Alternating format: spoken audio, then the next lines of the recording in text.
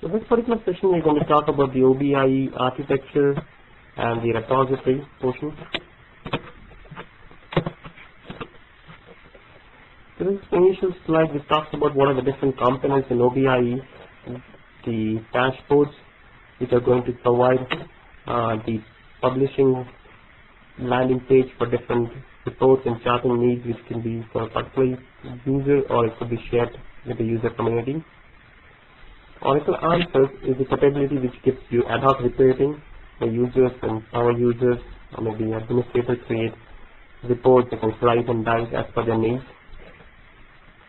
Oracle Delivers is a capability which gives you a scheduling mechanism for sending reports to mobile or any kind of device, email or particular dashboard if needed.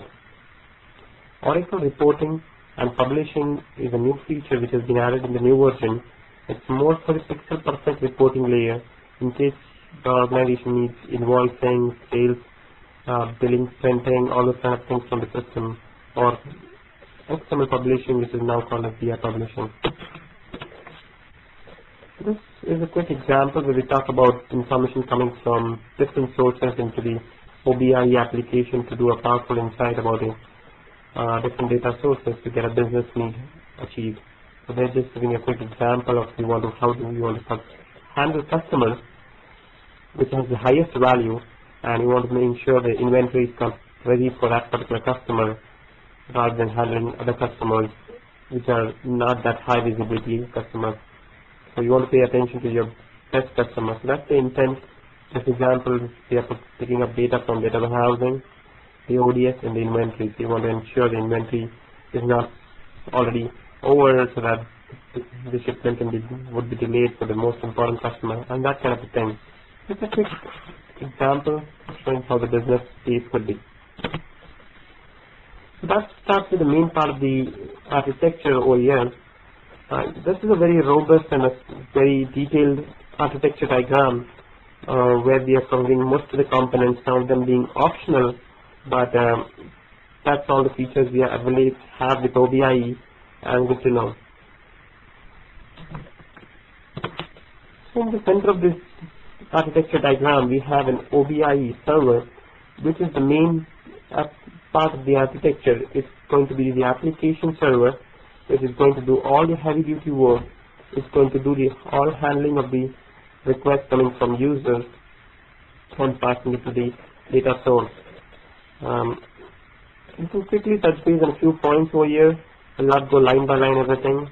Some important points over here is the caching services, which has the capability to give faster results in case caching is set up.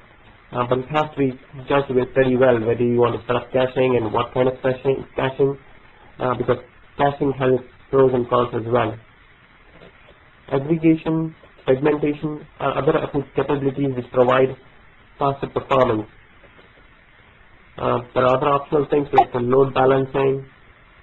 The other important task which an OBIEE server is doing is converting the physical SQL, which is done at the database level, and converting into a logical SQL, which finally provides the basis for the reports to be delivered to the users.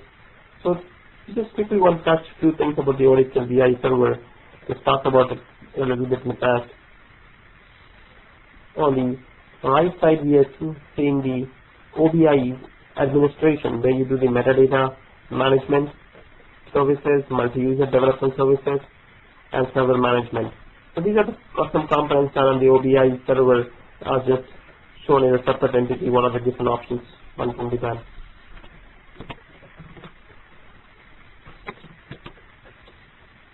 We talked about the OBIEE server a month back. So let's go a little detail into this with this particular slide now. So here is an example what we're talking about, the logical server, logical formatting of the SQL. So as you're aware, you can convert the physical layer into the VMM layer where you have a more user perspective style schema. So this is an example where they have the fact in the center and the dimension tables. As you notice, the dimension yellow boxes are not having one particular table but a grouping of different tables. So that's the part of the logical conversion of the entity. So you may have the account box which has information coming about the customer, which is one particular table. It could be an address information coming from a different table in the database. There could be hierarchy information. So all kind of different account information is just stored in different tables, considered a single entity, and will be converted into a logical sequence.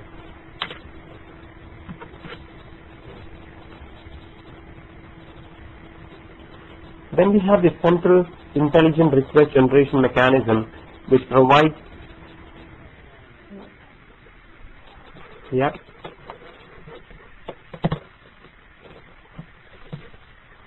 So here we are talking about the intelligent.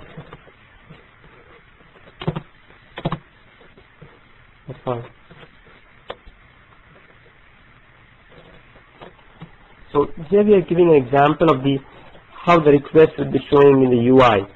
So this whole intelligent request generation mechanism, what it is going to do is it's going to generate the result as you're seeing in this particular situation. It's going to convert in the logical format, and finally the results will be delivered to the users. For that, a lot of things might happen behind scenes, like the segmentation, in case that is set up, aggregation, depending on what level the user is requesting the data, and obviously the caching mechanism.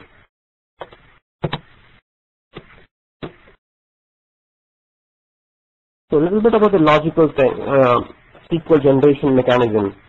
So a logical SQL is asking for this particular information, the brand, the closed revenue, service request, and the share of revenue in this particular example. So these are logical columns which will have a corresponding physical column behind the scenes. The caching mechanism. Let's talk a bit about that. So the request which is generated asked by a particular user, if caching is set on, the first thing the application will try to do, match this request to any of the existing requests which are stored in the caching system. If it matches, it's going to resolve the request directly from the caching services instead of delivering it from the to the request to the database layer. So that's the point in checking the caching mechanism initially upfront. Then it will check for the navigations, whether the aggregation, segmentation, or any kind of those settings are set up in the report requested.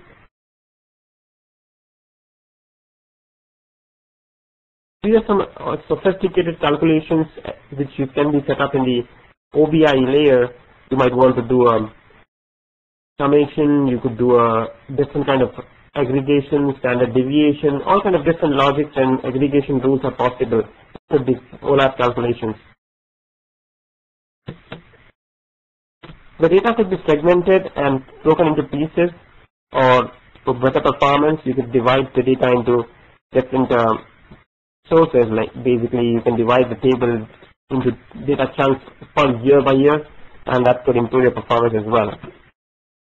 Aggregation could be set at the appropriate level.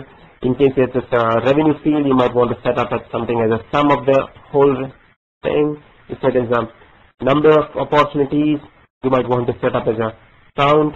So depending on what your requirement is, you will be setting an aggregation rule. To optimize query rewrite. So the server takes care of optimizing what kind of a query you are resulting, and the data source, regardless of underlying data source, it will compute. It is formed as a single logical entity. The good part of it, in case your data is coming from different chunks of data sitting in different database, you can bring all of them into a repository, and the logical layer will be the place where you make them seamlessly merge together. So that's very handy, and it helps with the performance, and from the user's perspective, they're not feeling that they're touching different databases to get the information. Now once the request has been sent to the database, it has been executed. As this request, for example, was not in the caching server, that's why there was a need to set it back to the database layer. And so the caching system will now make an entry to the caching system back. There will be a new cache entry will be added for this particular request, so that next time some user comes for the same kind of request, that will be delivered from the caching service itself. So that's a kind of a loop back to the whole checking back in the caching system initially, and if not, place a request to the database layer, but at the same time store it back as an entry into the caching system. There are other components like clustering which could be set on the application, session management and governance.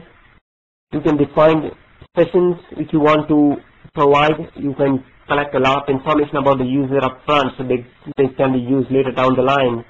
Few examples, you might want to check the user who is logging and what kind of group he belongs, and you might have a setting which says this particular group of users will be only able to see reports and no answers capability. So those kind of security features could be part of, and they work hand in hand with the session management aspect. As they mentioned, the session management and the governance. And governance could be more than that. It could, you can set up different settings. Basically, apart from security, you could say that you want to kill any query which runs more than half an hour, let's say, or any query which is generating records at more than 50K. You don't want users to just collecting data dumps from your application. You want to do them, encourage them to do more of analysis in the system, and that could be a mechanism to enforce that.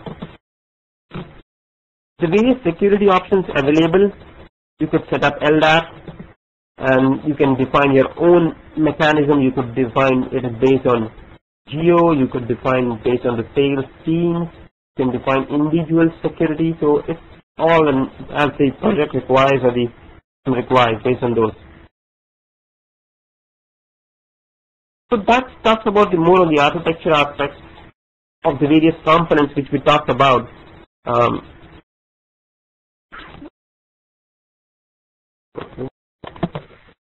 We talked about the OBIE server administration portion and a little bit of the security aspect, which is shown on the left side over here, the LDAP, DB authentication, customization. Let's talk about how the request is going to come from the user's perspective and how things are going to flow down. A user will be setting a request from the web browser, so it's a web-based application provided by HTTP, and user makes a request. It sends it to the web server, which acts as a kind of a gatekeeper. It handles a request, checks for the different UI mechanism if the server is available and this kind of thing. It will just throw up a page for the user, and user will authenticate himself by giving a user ID password, and those authentications will back pass to the OBIE server. And once the user's request is accepted, he's authenticated in the system, various kind of session management aspects will kick in, and a lot of information will be stored about that user for this particular session. And then he will periodically interact using dashboards, answers, placing requests on different kind of applications based on his needs, and those requests will be passed back to the OBIE server, which will in turn might deliver the result directly from the caching system if available. If not, it will end up to be giving it from the analytics or operational data sources. So that's kind of a flow, how it is going to move to the user browser all the way down to the database layer. A little bit about few things mentioned in the OBIE web server. We know answers and dashboards. The SOAP web server XML and URL interface. Oracle BIE provides you an interface to integrate with your third-party applications, your custom applications in case you have in your company. So those kind of interfaces can be supported by APIs which are provided by Oracle. So there are different API functions, some for authentication, some for formatting, and all kind of things which you can do it from the application's perspective. You are still using the same authentications, the same caching mechanisms, the same ETL data, everything as the OBIE application, but the UI front you might want to integrate with your other application, which may be a Java or a portal, and that kind of a thing is run for web service, SOAP web services. a bit of the user profiling, security, and session management. They have done hand in hand with the OBIE server and the web server. Part of it will be handled by the OBIE server, but the majority of the bulk is done by the application server, which is the OBIE server. A little bit of caching as well on the cache web server, but this caching is different. This is the one which is the major caching settings and major caching performance boost is done on the OBIE server, and that's the query caching. So you have a request and the query generated for that is cached, and the information for that particular result is cached. Over here, what we're talking about caching is how the look and the feel of the application is there. So you have a particular dashboard, how does it show up in the UI, and you want to highlight that kind of a thing, you want to save it, you don't want to keep refreshing the frame into it. So that kind of caching is done on the OBIE web server. Web catalog services. So within OBIE there is an application component called web catalog, which stores all the information about the reports, dashboards, prompts. All this is stored in a WebCat instance, which previous versions like CBuild 7.8, it used to be a single file called .webcat. In the new version, it has been modified and they have been split into a file structure. We'll be taking that in detail later when we cover that aspect. So that's a few things about the OBIE server. On the leftmost side, we see the OBIE deliver server. This particular component is optional depending on the business need. If you are going to set up delivery mechanism, deliver functionality, you might want to have this set up. This could be set up on the Oracle BIE server itself, but it depends if your architecture wants to be at an existing server altogether, you could set up in a different box itself. The rule will be basically, are you going to use more and more of the deliver functionality or not? If it's just a handful of people going to set up few reports for delivery function, then you may not want to dedicate a server. It all depends on the budget and the cost the company needs. Clustering again is an optional component in case you want to handle two servers, which will be kind of load balancing, or there could be a failover mechanism. Any kind of setup, that kind of thing you can do that in conjunction with the load balancer as well as OBI clustering. So those are the quick things which we wanted to cover on the OBIE architecture perspective. Any questions? So the repository where the bulk of the application development will be done from the OBIE perspective can be opened into two modes. One is the offline mode and the other one is the online mode. Most of the development part will be done on the offline version. That's the best practice, and obviously you will also feel the speed of it. So it's pretty fast. You don't have to check out every object before running in. So offline is majority for the development purposes. Online mode, it has some specific features which can only be done in the online mode. So we'll talk about them for the slides. And the other use of online could be in case you do a implementation, you have everything done in the application in the production system, and then you notice, oh, there is a small minor change which is critical. At the same time, you do not want to bring a downtime to this application. You want to make a change, but you do not want downtime so that users get kicked out of the application.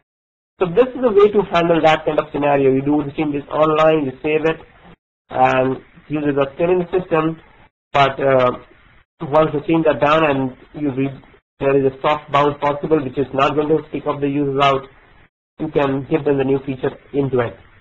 Very small things, minor things you may want to do it. In case you have some particular fact whose aggregation is mentioned in a different way and you want to transform that, some object is to be renamed. A maximum will say 2 changes at one point of time. Very minor changes, but critical. So that's the point where you want to do changes without downtime.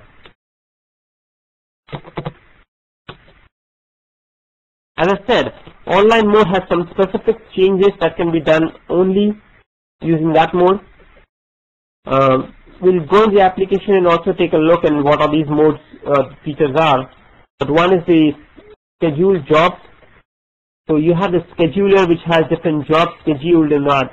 To the repository in online mode, when the server is running and up, you can check those jobs, what are running, which have ran, that kind of a situation, to the online mode only. User sessions.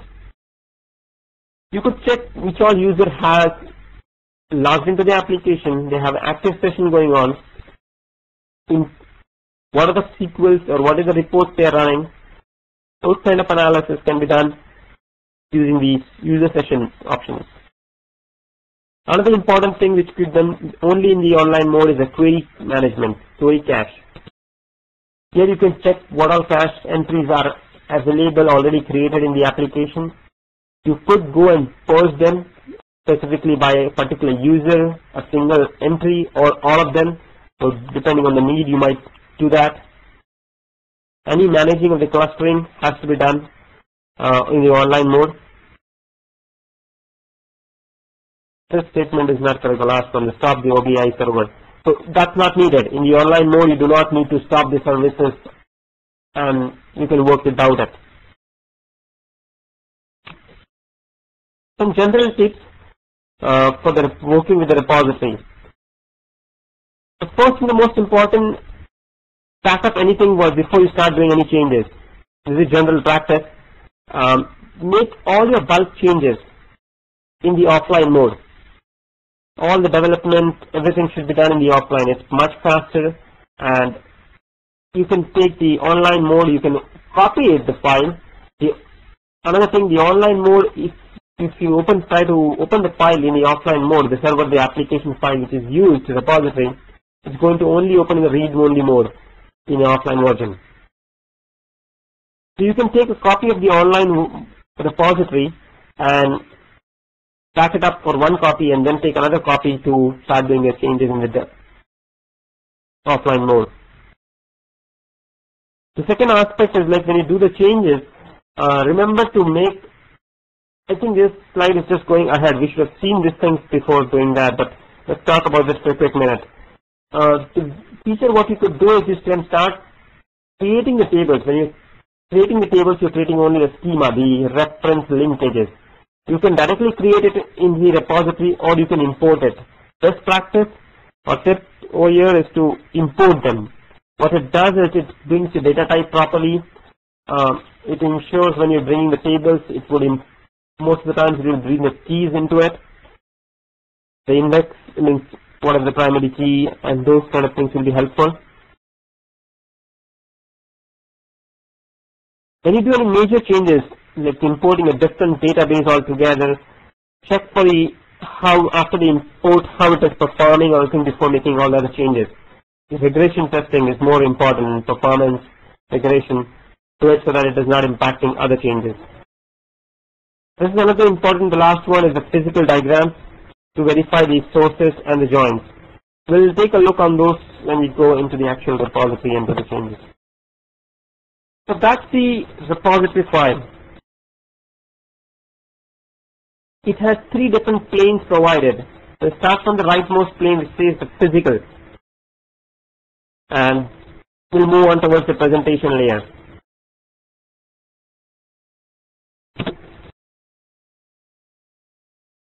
The physical layer, here is the location where you have all your database related components. The database connection pools, where you specify what is the password, the user ID for the particular connection. All your tables, their columns, in case you have some aliases or views created. All physical joins will be created in this physical layer. Some features for this aspect is you can have multiple data sources.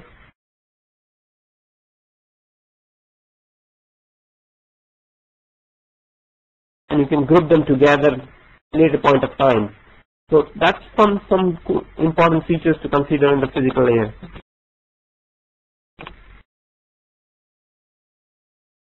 The middle section, which is the business model mapping layer, abbreviated as BMM layer, or sometimes called as a logical layer.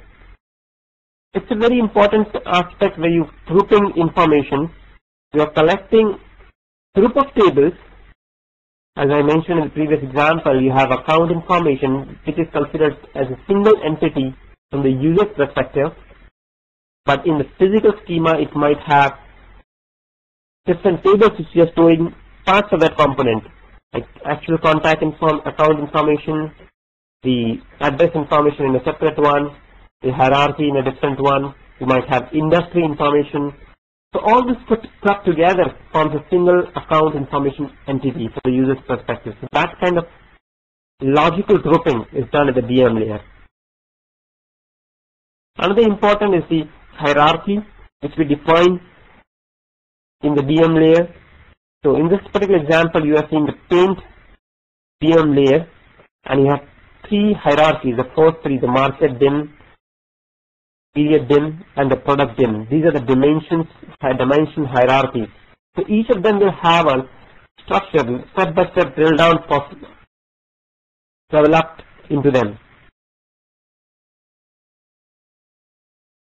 A particular example which we have seen before is where you start with the region, you may go down to the country, then you might have other components, the state, the county, zip code. You can keep going from one high level information to that. It helps in giving a very user role-based reporting aspect. Some users want to just look at the regional information, by EMEA, how much is the sales, the APAC, how much is the sales, and then there are some other people who might want to drill down in the particular field, let's say the EMEA, and they keep going on country level, straight to the county level, whatever information they need. So that kind of configuration setting is done in the BM layer.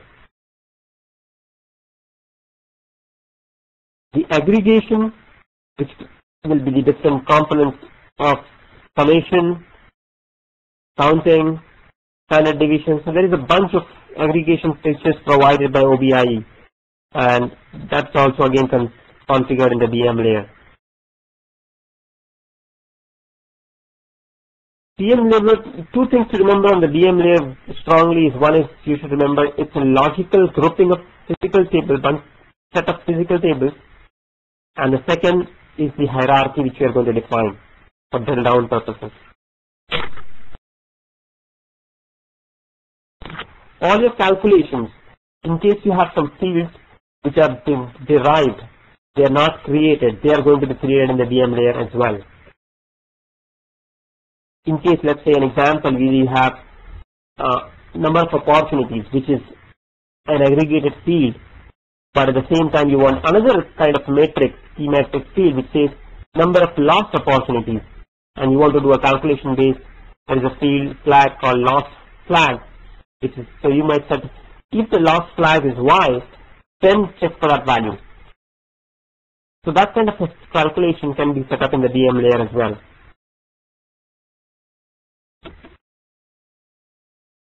So that will move to the presentation layer. Here you're seeing what the presentation layer shown in this rightmost plane is exactly what the users are going to see in the application under answers. So you have a sales measure, which is a fact, and exactly the same particular fields are available for users for reporting aspects. So that's the one-to-one comparison between the presentation layer and the user answer feature.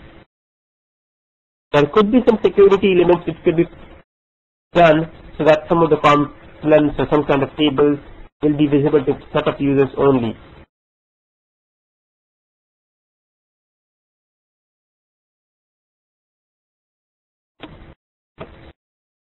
So any questions on the three layers which we talked about?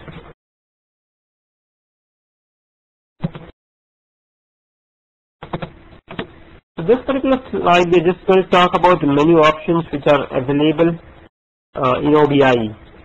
What I'll do is I'll let you just quickly have a look into it, just browse it, and we'll actually go into the application and really see them. That will be more powerful rather than reading all these. So I'll let you read for a minute. I don't want you to read the details of that, but just you can go through the different things which are available. So we talked about jobs, sessions, caching, clustering. Important one is security, the joins, the project, and marketing if you have a marketing application. So that concludes the architecture and the repository presentation. And any questions, we can take that, or we'll go to the application directly and